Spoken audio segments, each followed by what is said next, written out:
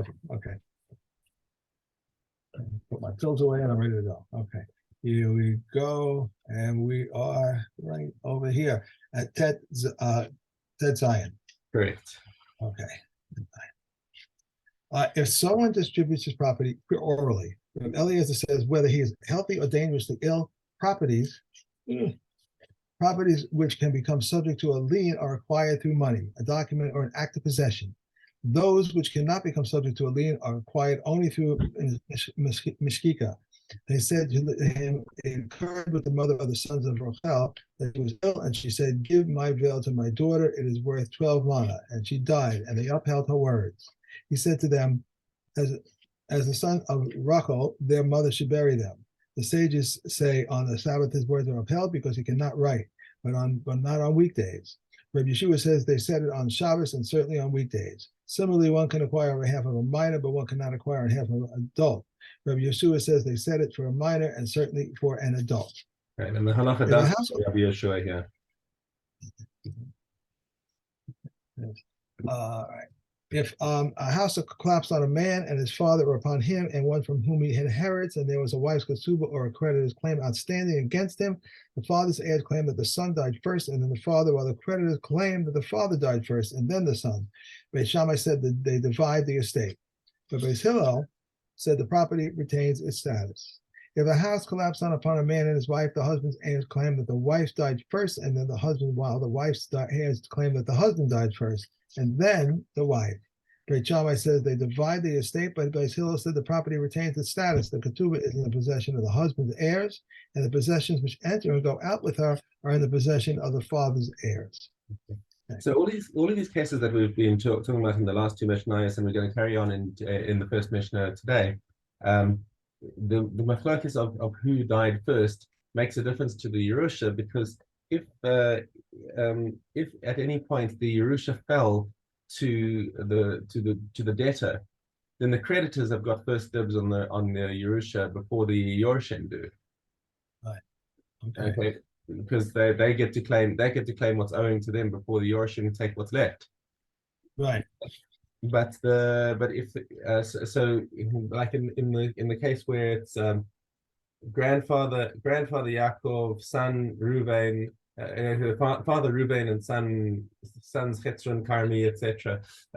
They're all okay. And now Reuven owes money to some other random individual, is unrelated. Okay, or he's got or there's a kasuba that is owing to his wife. So if so Reuven and Yaakov are inside the house when it collapses, and we don't know who died first. Okay, because if Yaakov died first, then Reuven is Yoresh from Yaakov, whatever belongs to Yaakov. Okay, and then the creditors say, oh, now he's got Reuven was very poor. He didn't have enough in his own estate to cover the debts, but Yaakov's got enough, so they want to claim from Yaakov's estate that everything that's owing to them. Whereas the Yorshim are saying no, Reuven died first, and when Yaakov died, the Yerusha jumped straight to us. So you guys can keep your paws off it. Okay. Okay, and in this case of Suffolk, Beis Hillel rules that there's a definite heir over here, which is the Yorshim, and we're besafek about the creditors if they have a right to it. So therefore the creditors have to come with a proof of who died first if they want to claim money from the Yorshim. Okay. Creditors have to come first. Okay. All right. Because the Yorshim we know those are definite. For what either way they own part of the Yerusha, and the creditors have got a doubtful claim. We don't know for sure. So they've got to come with a raya. They're the ones who've been motzi mechavero. Because the creditors are coming in saying that part of that Yerusha belongs to us, and saying, okay, we'll prove it. Okay. Okay. So Mishnah Yud, similarly, Nafal Abbais Alav Al Imo. So he has Reuven in the house with his mother Leah. Okay, and they both killed inside the house. Elu va'elu modim sheyachloku. So here in this case, both Beis Hillel and Beis Shammai agree that the Yorshim from Reuven's side and the Yorshim from the mother's side are agree that we must split the well, I mean they're all coming in and making a claim on the Yerusha that belongs to Leah. Okay, because if Leah died, because she's got Yorshim from her from her sons, let's say from a different father. Okay, not Yorshim through who are brothers through the same father as Reuven, because then we're talking about the same bunch of people. But let's say you've got Reuven's children. Let's say it's Reuven's only son through that husband, and Reuven's children want the Yerusha from the grandmother. But in the meantime, we've got Leah's brother or Leah's son from a previous marriage is coming and claiming that okay, if Reuven, because if Leah died first, then her Yerusha will go to Reuven. Okay, and then, oh wait, hang on. No. I'm sorry. I'm telling you the wrong case. That doesn't make sense. Just let me take a look at that first. Yoshev, you're going Achiv me'aviv, right? His brother through his father. Ah, okay. It's got to be this case. It's not his son, because his son would definitely inherit. Then we would still have the argument. So Reuven's brother through his father. So let's say Yosef is not a son. He's not a son of Leah, right? But he's a brother through the father. And now he says that the mother died first, therefore Reuven inherited from his mother, and then Reuven died, so now I inherit everything from him. Okay. Meanwhile, on the other side, you've got Leah's son from her previous marriage, who's saying no, Reuven died first, and when Leah died, she didn't have any sons, so therefore the Yerusha must come. The Yerusha must come to me. He didn't have any other sons, right? Because the Yerusha should have been split 50-50 between me and Reuven, but since Reuven doesn't have any children of his own, therefore the Yerusha must come. The Yerusha must come back to me 100%. Okay, so in this case over here, we have to agree, because there's no muhsak over here, because everyone's talking about Yorshim. Previously, we were talking about creditors, and creditors, well, that's doubtful if they've got a claim or not. But Yorshim definitely have a claim. We just don't know how much. So here, everyone says that they split. Now Rabbi Akiva comes and says no. Rabbi Akiva, Modeh was there. He uses Modeh in a very strange way over here. I admit that in this case, they still say the Nechasim or Beches Katan, that they stay in the Chazaka, right? In other words, the Cheskas Yorshei Ha'em, the heirs of the mother still have a claim on their mother's property, because at the time that she was widowed, the Nechasim were still in her property, and therefore it turns out that the Nachla is still going to go back to her father's side. Hilkach Yorshim based on Yorshim Wasa, and therefore the Yerusha still goes to her side. Amar lo ben Azai, so ben Azai says, Ala chalokin anu mitztarim, ela sheba selachlok aleinu es hashavin. And Ben Azai is coming and rolling his eyes at Rabbi Akiva and saying, listen, it's enough machlokis already. We have so much of Beis Hillel versus Beis Shammai. We wish we had less of it. And here's one case where we've got a Masorah that they actually agree, and you're coming and saying no, they actually also didn't agree.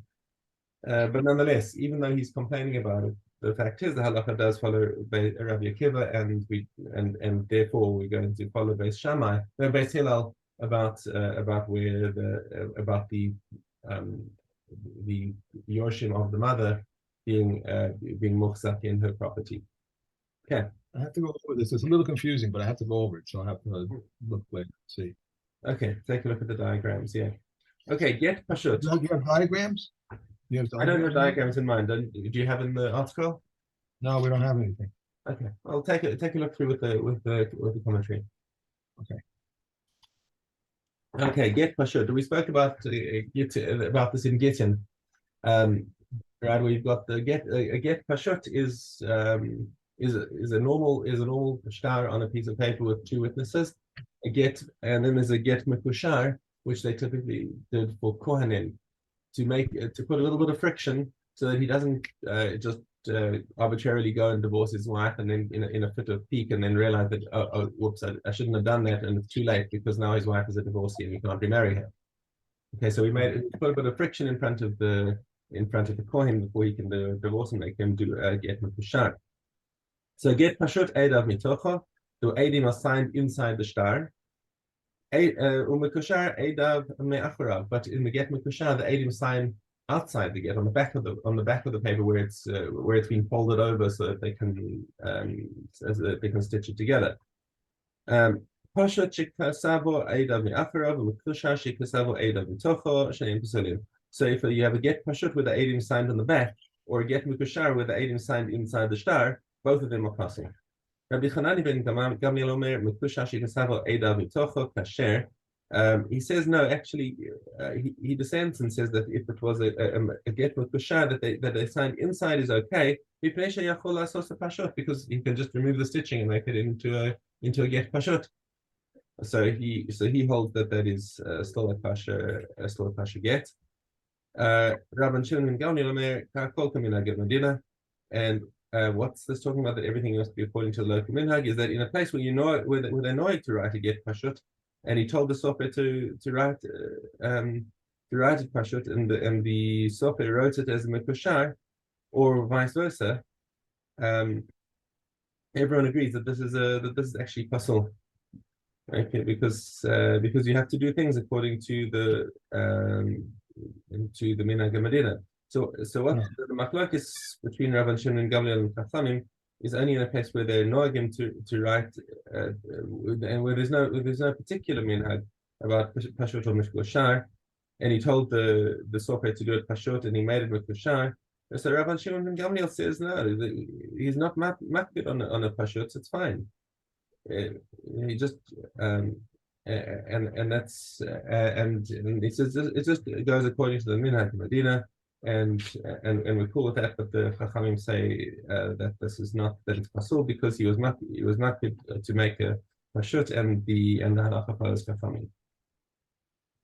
Okay, continuing on the same subject, Mishna base, get pashut edav bishnayim umekushar bishlosha.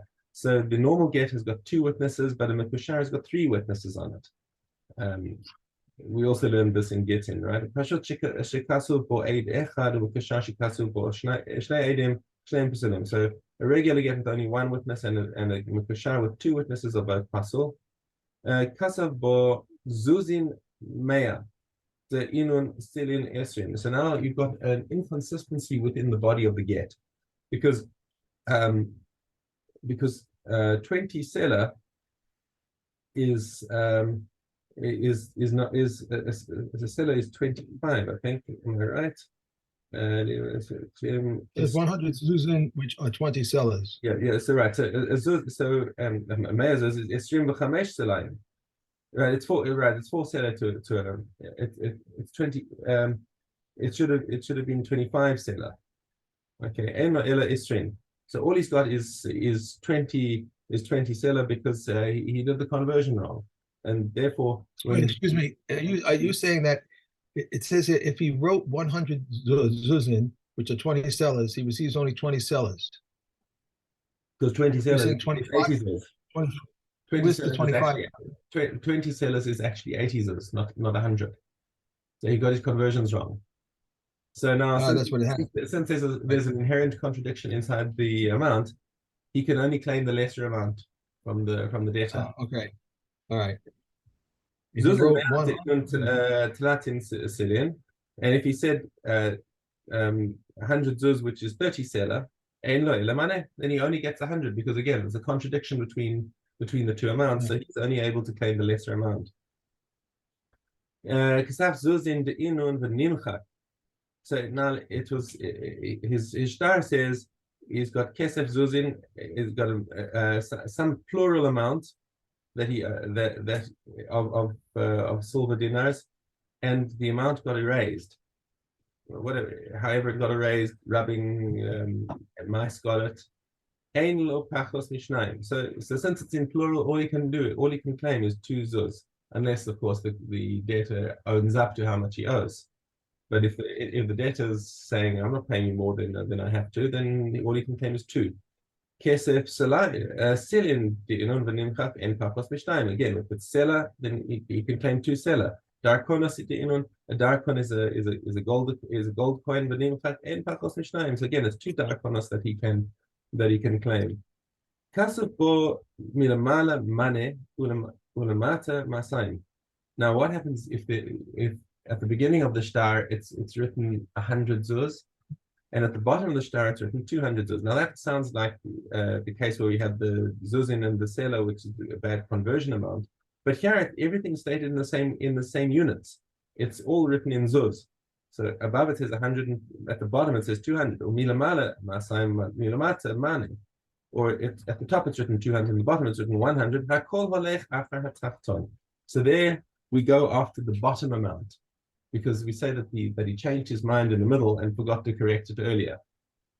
Okay, so if that's the case, then why would they why does the standard text of the shtar have the loan amount twice? Why bother with the first one if the second one's going to override it anyway?